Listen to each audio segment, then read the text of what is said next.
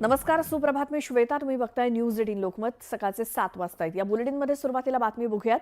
राज्याचे उपमुख्यमंत्री अजित पवार आज बीड जिल्ह्याचा दौरा करतायत.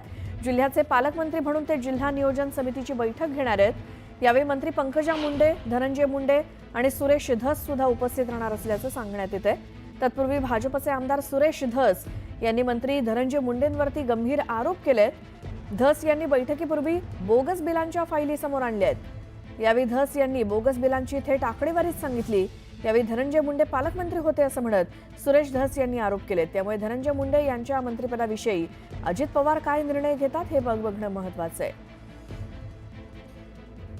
आज जिल्हा नियोजन समितीची बीडमध्ये बैठक आहे आणि बीडचे पालकमंत्री हे अजित पवार आहेत. त्यामुळे पालकमंत्री आज बैठक घेऊन यामध्ये काय नेमका निर्णय किंवा धनंजय मुंडे यांच्या मंत्रिपदाविषयी अजित पवार काय निर्णय घेतात याकडे सगळ्यांचं लक्ष लागलंय.